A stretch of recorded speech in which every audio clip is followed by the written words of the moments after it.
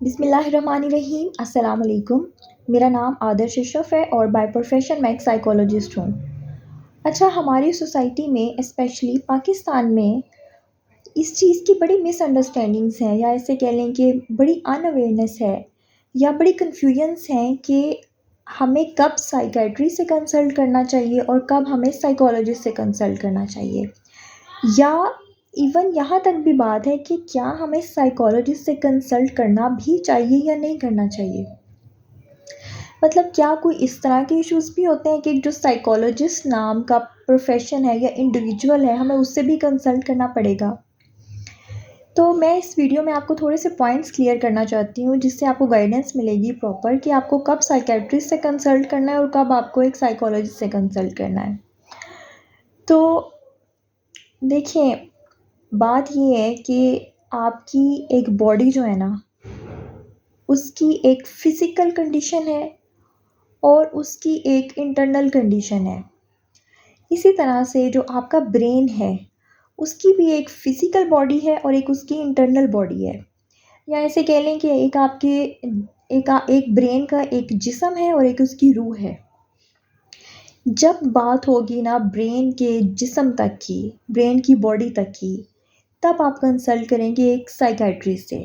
और जब बात होगी उसके इंटरनल इश्यूज़ की, उसकी रूह की, जो कि नज़र नहीं आ रही चीज़ें, तब आप कंसल्ट करेंगे एक साइकोलॉजिस्ट से।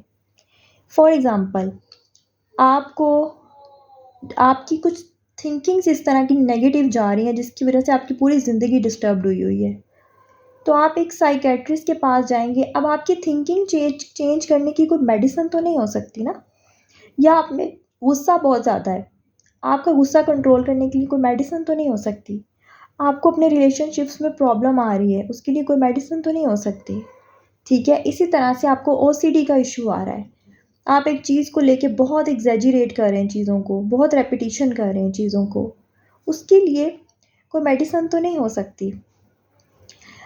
अब बात ये है कि इन इन चीज़ों की मेडिसिन एक साइकियाट्रिस्ट क्यों देता है?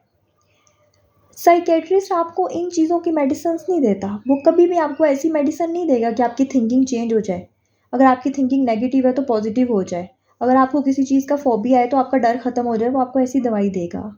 ऐसा नहीं है, इस तरह की कोई मेडिसिन नहीं है। क्योंकि ये चीज़ें जो हैं ये ब्रेन की बॉडी से रिलेट नहीं कर रही। ये चीज़ें ब्रेन की रूह से रिलेट कर रही हैं। अच्छा, साइकियाट्रिस्ट आपको किस चीज़ की मेडिसिन देता है? साइकियाट्रिस्ट आपको इन प्रॉब्लम्स की वजह से जो फ़िज़िकल प्रॉब्लम्स आपको आते हैं, साइकियाट्रिस्ट आपको उनकी मेडिसिन देता है। फॉर एग्ज़ाम्पल, आपको डिप्रेशन हो रहा है, ठीक है?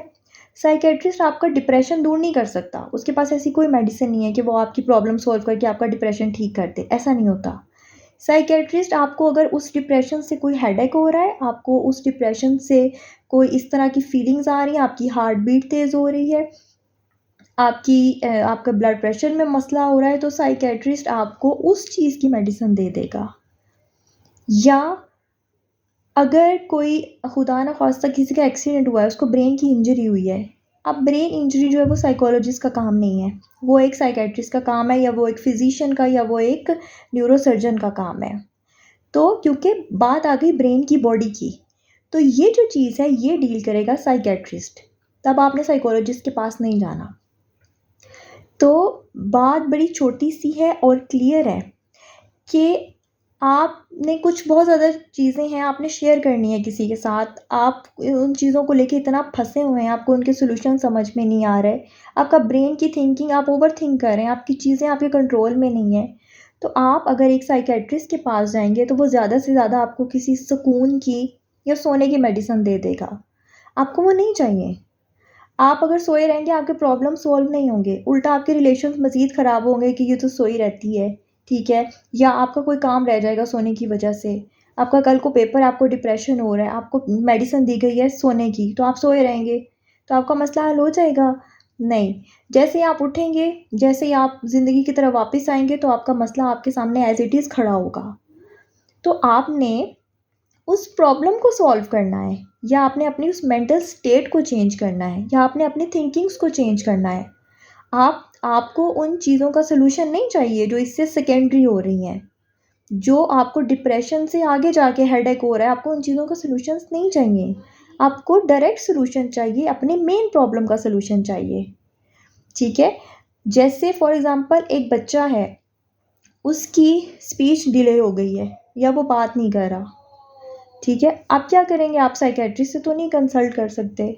साइकियाट्रिस्ट जो है वो उसकी स्पीकिंग तो नहीं लेकर आ सकता, अनलेस ये कि उस बच्चे को स्पीच का ही कोई प्रॉब्लम हो, ठीक है? वो एक अलग मैटर है। लेकिन अगर उस बच्चे की स्पीच ठीक है, उसकी आवाज़ प्रेज़ेंट है, फिर वो क्यों बोल नहीं रहा है?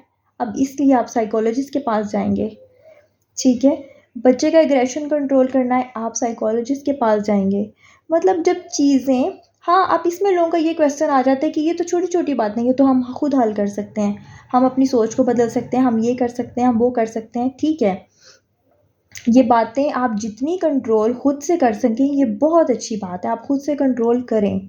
लेकिन अगर ये चीज़ें आपके बिल्कुल ही बस से बाहर निकल चुकी हुई हैं और आपको कोई सुनने वाला नहीं है, आपको सॉल्यूशंस नहीं समझ आ रहे और ये आपके एरियाज़ और ऑफ लाइफ को डिस्टर्ब कर रहे हैं, या आपके प्रोफेशन को, आपके रिलेशंस को डिस्ट्रॉय कर रहे हैं और आपको समझ नहीं आ रही कि आपसे अपना ब्रेन क्यों नहीं कंट्रोल हो रहा, तो तब आप एक साइकोलॉजिस्ट से कंसल्ट करते हैं। और मेन जो डिफ़रेंस है वो साइकोलॉजी में और साइकेट्री में यही है कि हर चीज़ जो है उसका हल मेडिसिन्स नहीं होती, तो उसके लिए आपको साइकोलॉजिस्ट रिक्वायर्ड होते हैं। तो प्लीज़ ये आप ध्यान रखिए कि आपको कब किस फ़िज़िशियन की ज़रूरत है, कब आपने किधर जाना है और कब आपको अपनी चीज़ों का सॉल्यूशन किधर जाके मिलेगा। Thank you so much. अल्लाह हाफ़िज़।